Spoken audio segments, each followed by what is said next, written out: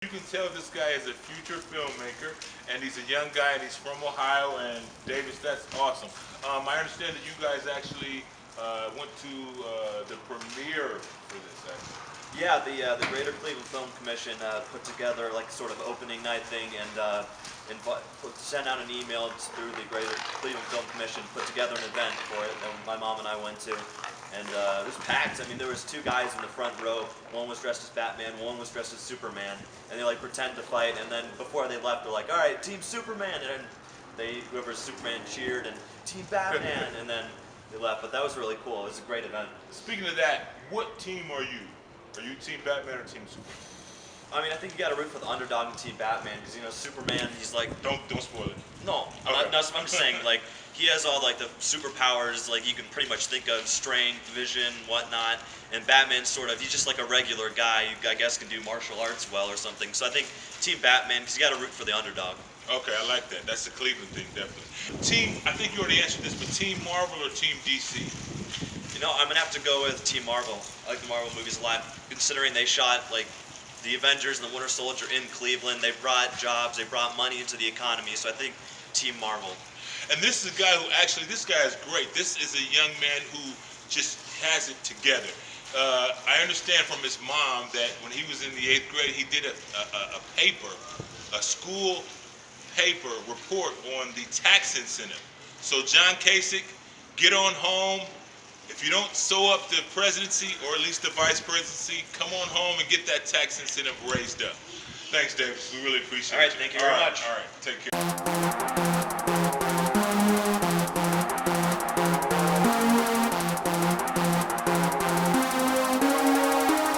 Hey, welcome to the show, and it's the U Review Show. You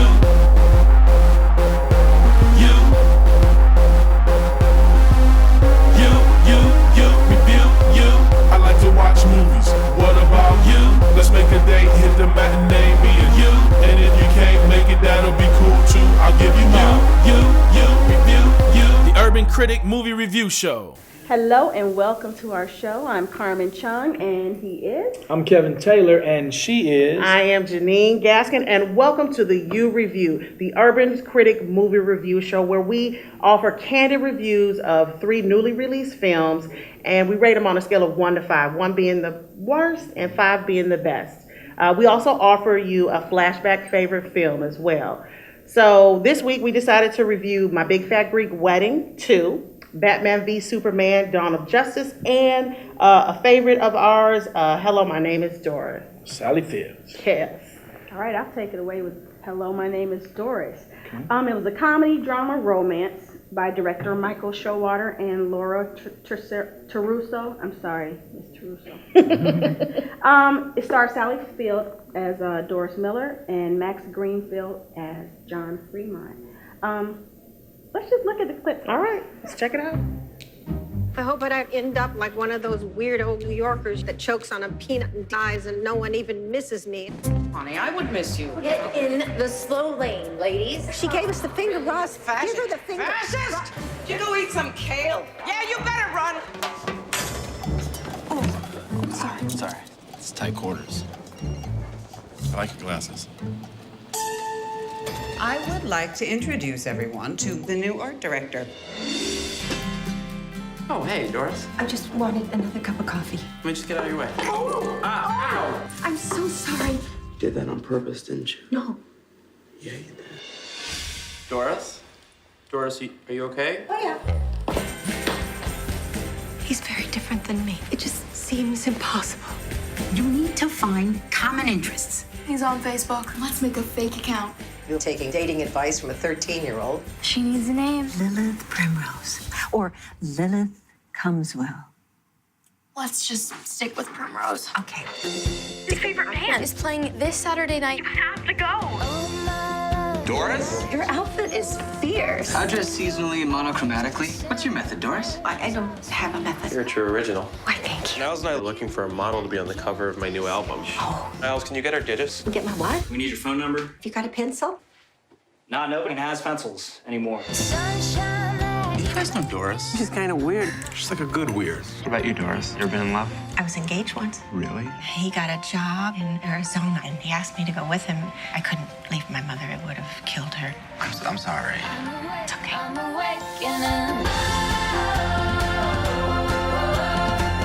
It's like somebody stole my friend and replaced her with a wild animal. These people have really welcomed me into the world. Can you be honest with yourself? He's barely old enough to vote. You're just jealous because I'm having fun and doing things with other people and not just you. Your husband died 15 years ago. Move on. You have packets of duck sauce in your refrigerator from the 1970s. It keeps. I joined the LGBT knitting community. I'm not a lesbian, but I'm me there. You know, I feel that way in Staples. All right, Sally is an overlooked older woman who gets shaken to the core by the young and handsome John Fremont, which is he is a catalyst for the change in her entire life. She actually learned to live. I love the show.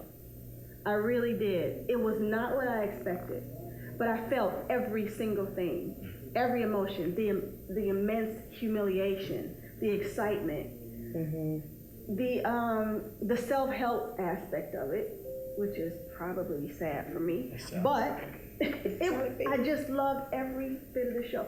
Sally Field is amazing. Phenomenal She is funny actress. and deep, and Tyne Daly just really was that little bit of cayenne pepper that you throw in the show that balanced her out.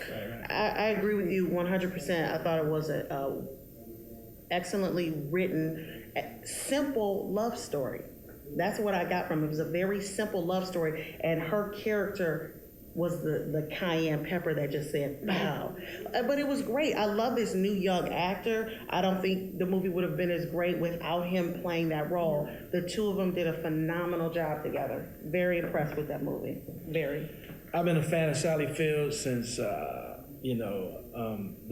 Smokey and the Bandit. Yeah, every little boy wanted a Trans Am, and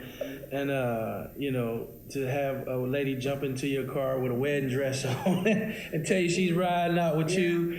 I even remember my mom and them talking about, The Flying Nun and all those shows that she was in, and I would catch clips of those.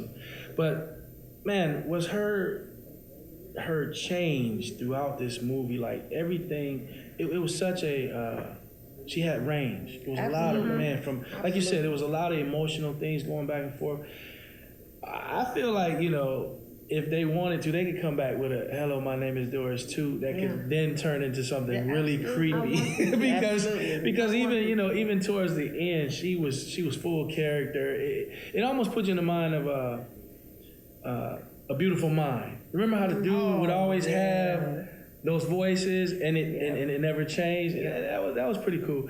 I do think that I was headed to see the inverted version of The Intern with Robert De Niro and Hathaway, I think it was. Anne Hathaway. So I was expecting that kind of story, and it wasn't. It was really cool. It was a real character. I know some people who hoard a lot of things in their home like that, so it was really interesting. The Tyne Daly character was cool. Even the teenage little girl, I really enjoyed her. The whole idea of the fake profile was hilarious. That was the creepiest, that was scariest hilarious part of the whole because thing. that's going on. That's going on. There's a ton of people pulling that off. I mean, and just the related thing of posts that go on, and how that played into the whole scenario, and just how bridging the gap between the youth and elderly in that film was really cool. How she was just doing her thing, and it was all like retro to all of the kids that she was around. Yeah, that was pretty cool. Yeah, I think I would give it. Sally is my girl. I would give it a good 4. I agree with you. I would give it a 4 as well. I think it's a 4. I just loved her bravery. She let herself be free. Yeah. After all those years.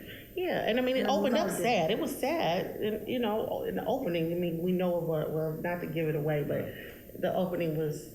We need a sequel, Sally. Yeah. We need a sequel. Yeah, that was a good one. What's the next one? Next one is Batman v Superman. This one was directed by Zack Snyder. Cinematographer was Larry Fong. This basically is a Ben Affleck and Henry Cavill, if I'm saying that right, Cavill film. Batman takes on Superman because he's a fear of the actions that Superman has gone unchecked of the damage in Metropolis and Gotham City. And while all that's going on, they're not even focused on the drama that's happening while they're in their own drama. Let's check out the clip. Master Wayne. Thermal imaging is showing me 24 hostiles on the 3rd floor. Why don't I drop you off on the 2nd?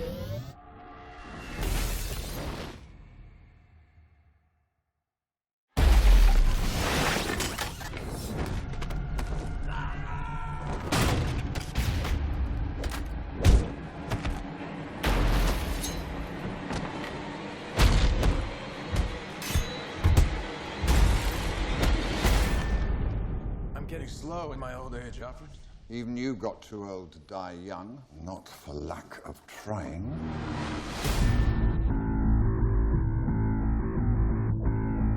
He has the power to wipe out the entire human race. If we believe there's even a 1% chance that he is our enemy, we have to take it as an absolute certainty. The greatest gladiator match in the history of the world. God versus man. Day versus night. You're psychotic. That is a 3-syllable word for any thought too big for little minds.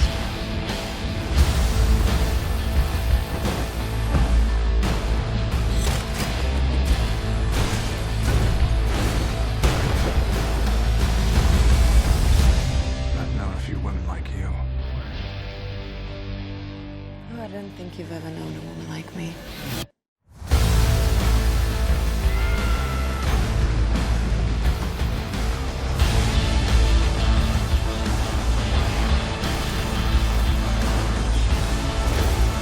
The oldest lie in America is that power can be innocent.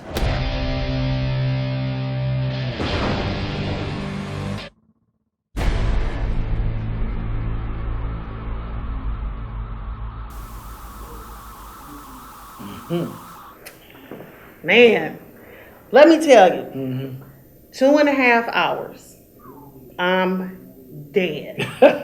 Listen, that's long. There was a lot of story. It's Gandhi long. Lot of story. And I'm, JFK Yeah, long Gandhi, story. yeah. And right when you get to the great part, the action, you're like, and done. Let's throw Aquaman in here. Let's throw so and so in here. There was a lot. Yeah, and I am a big fan of Marvel.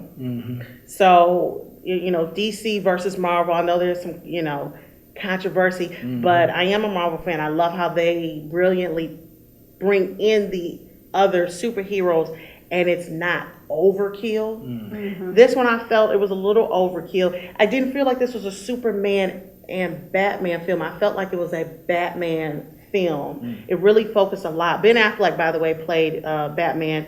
I said that already, but you had Amy Adams, who played in Superman the film, and she played Lois Lane again. Lawrence Fishburne was Perry White.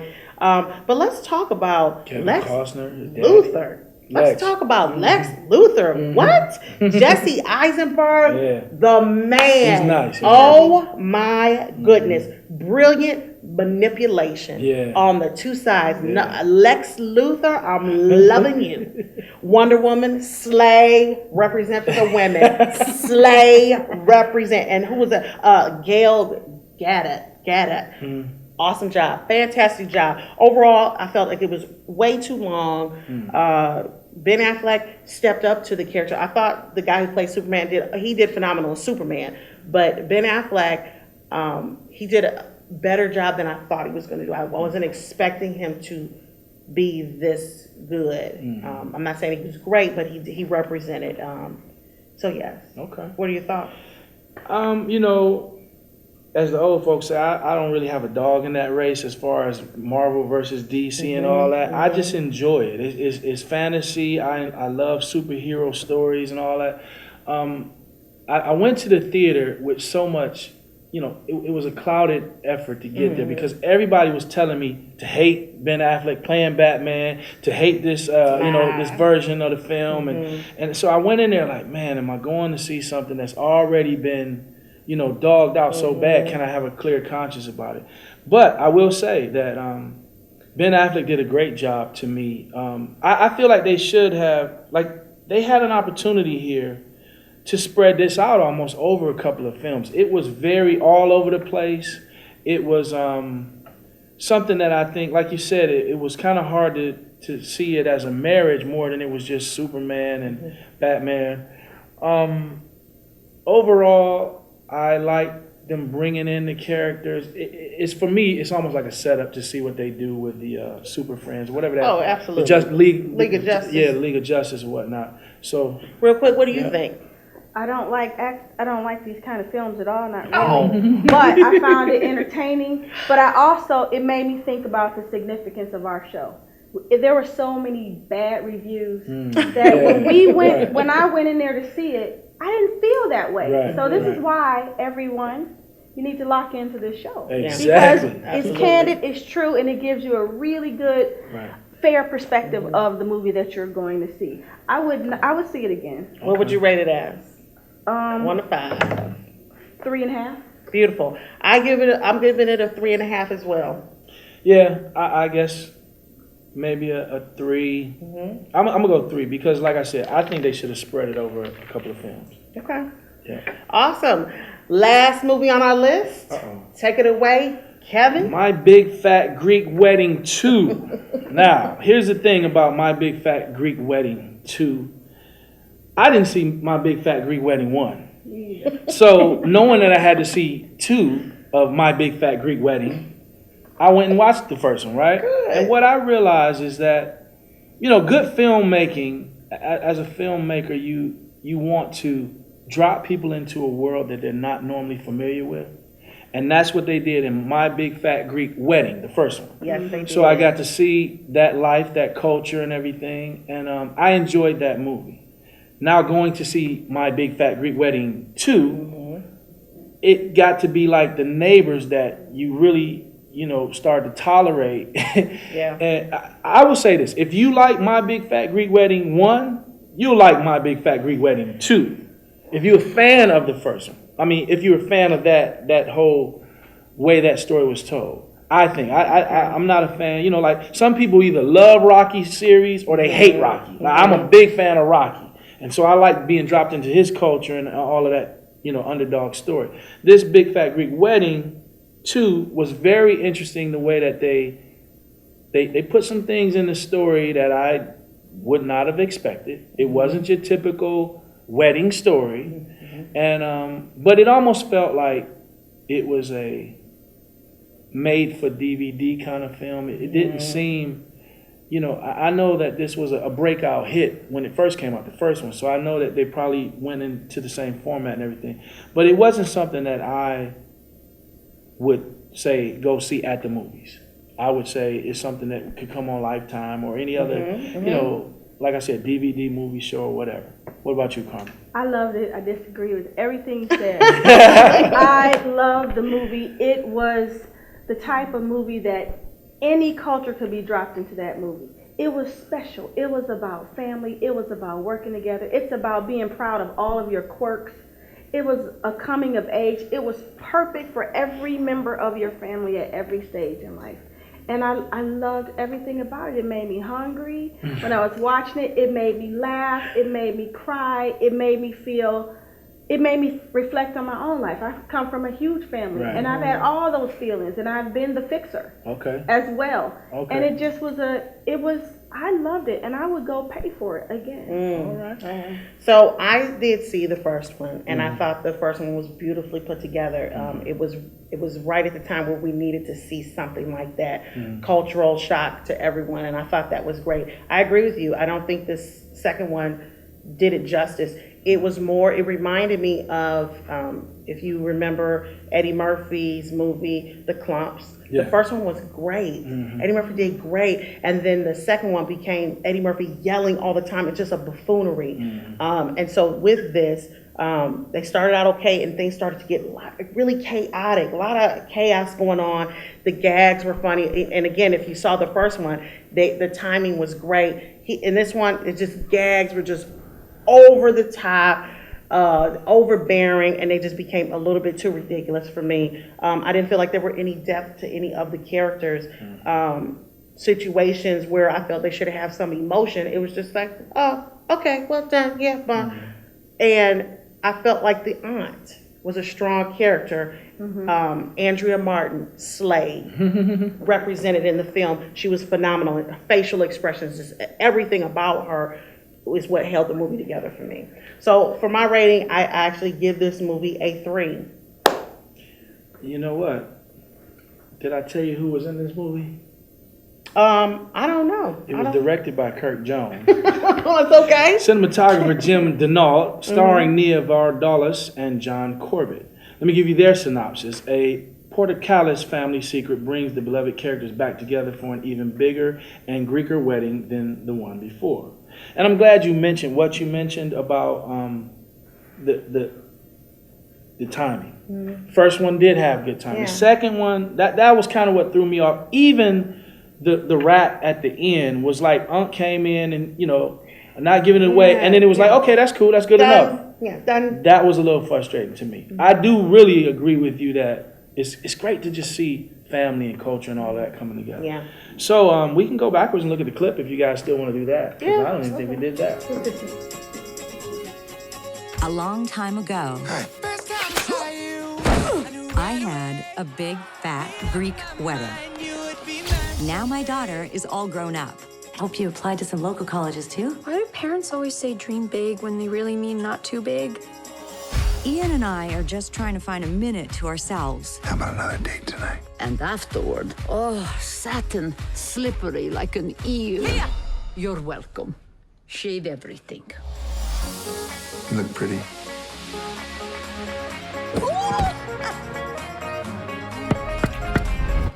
What are you doing? Dad! And my family is still too close. Parents deserve a sex life, too. This family's always in my business. Keep your eyeballs open for a nice Greek boy, so one day you can make babies. They follow me everywhere. I need some air. Your mom felt the same way about being Greek. Florida, Texas, New York. These are the colleges I'm applying to. Why do you want to leave me? Payback. But there's always The priest never signed the wedding license. a few surprises. We're not married? I'm a hippie. Now, my family has come together. Who says a woman has to be married? You. All our lives. The wedding is on! To pull off another Beautiful. big, fat Greek wedding. Take a photo! All right, pull my neck. 1, 2, pull! But you got to remember. But you gotta remember. Even though I'm taking a step back, I will always be right here. Why aren't you in Greek club? Every day of my life is Greek Club.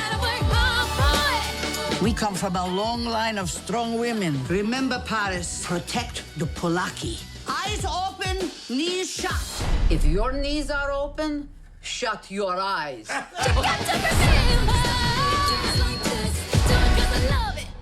And with that being said, I will give my big fat Greek wedding I'll give it a 3. Same, I agree. I say 4 because I loved it so much. All right. Well, there you have it. We've reviewed our 3 movies this week.